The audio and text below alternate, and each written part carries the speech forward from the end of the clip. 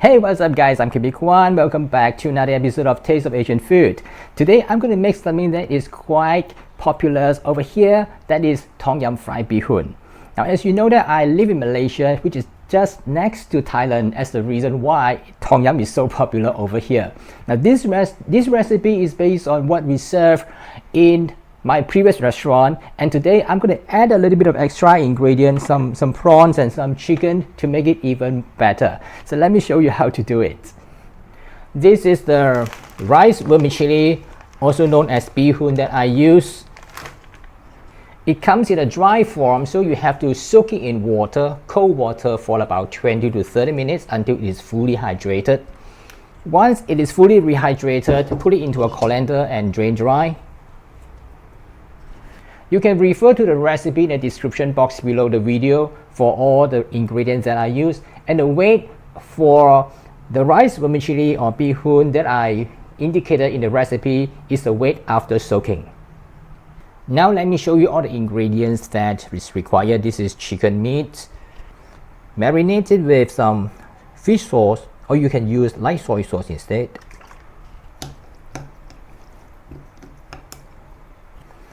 A little bit of ground white pepper. Then I'll leave it aside for at least 15 to 20 minutes before cooking it. Some bean sprouts, clean and then drain. Some carrots cut into thin slices. Then lemongrass, cut away both ends, only use the center part, and after that cut it into thin slices too. This is optional because I'm going to use the Tom Yum paste to cook the rice vermicelli, and inside the Tom Yum paste, part of the ingredient is in fact lemongrass. Then kaffir lime leaves. I've cut some into fine pieces like that. An easy way to cut it into such a fine pieces is to roll up the leaves. First I cut up the center part of it, which is tough, and then roll it up and just slice it into very thin pieces.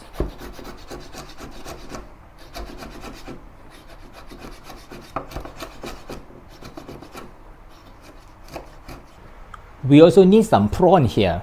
In fact, there is no fixed rule what are the ingredients you need for this recipe. You can use squid instead, shrimp, and you know that I have already marinated chicken meat. You can use pork or beef if you like, and some people also add in some dry shrimp into the recipe. It really depends on your preference. Then I also slice one medium-sized onion and also some chopped garlic and a large handful of cabbage strips cut into strips. And the most important item is of course the Tom Yum paste, which is made in Thailand. And lastly, I pour the egg into a frying pan to fry it until it becomes a thin slices, and then I'm gonna cut it into strips.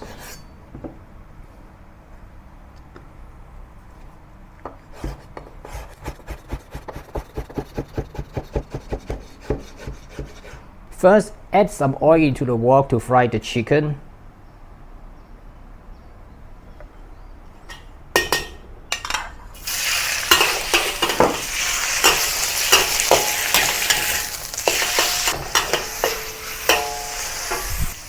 Next, add the prawns. The prawns has to be put into the wok later because it takes a shorter time to cook than the chicken. When the color of the prawn has turned to pink, then I remove it from the wok.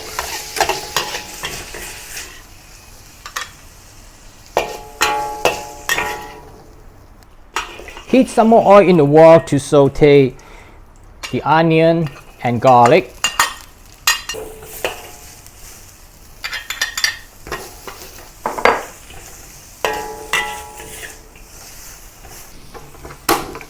Once it releases a nice flavor, add some water.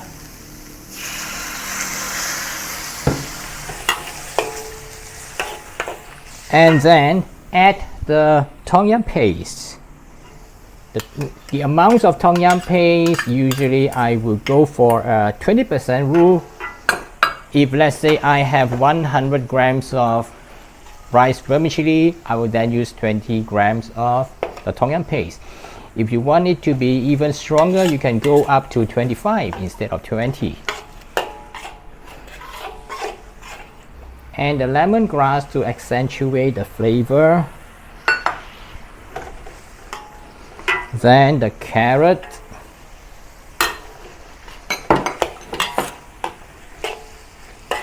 You can add a little bit more water.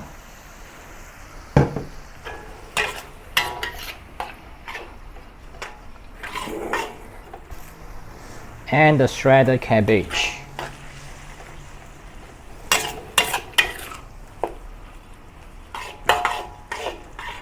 Let it cook for a while until the cabbage and the carrot turn soft.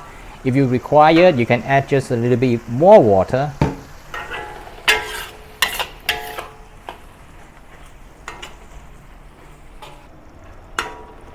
Oh yes, and also the kaffir lime leaves. With that, add the bee hoon, also known as rice vermicelli. Mix well with the tom yum paste.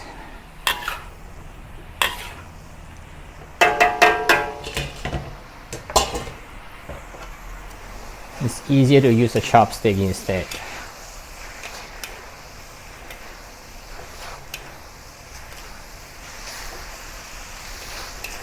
And also add the beansprout progressively.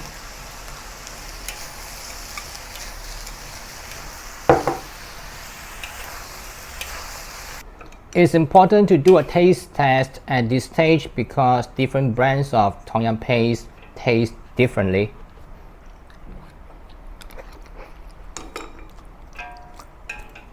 In this case, I would need to add a little bit more of tom yum paste and a little bit of sugar to balance the acidity, the sourness of the tom yum paste. So more tom yum paste and some sugar,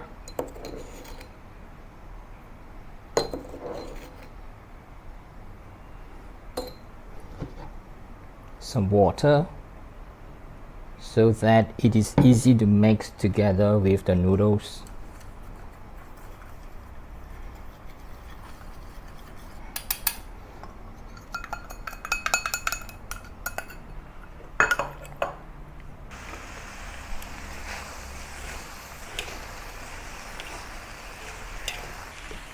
Next, I'll return the chicken and prawns back to the wok.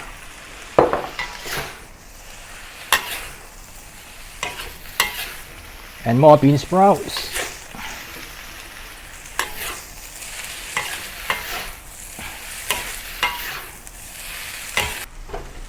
Finally, add the remaining bean sprouts. Turn off the heat. Mix together. The remaining latent heat will partially cook the bean sprout, but still keep the bean sprouts crispy.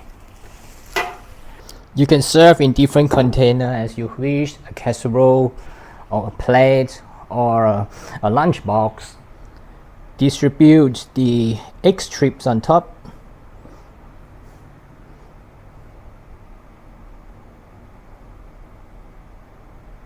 Garnish with some spring onions and red chilies to serve.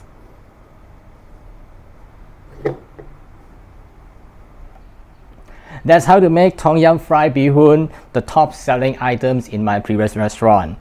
And this is a switch up version with more prawns and more chicken, and I hope you will love it. And if you want to try, I have included the recipe in the description below the video.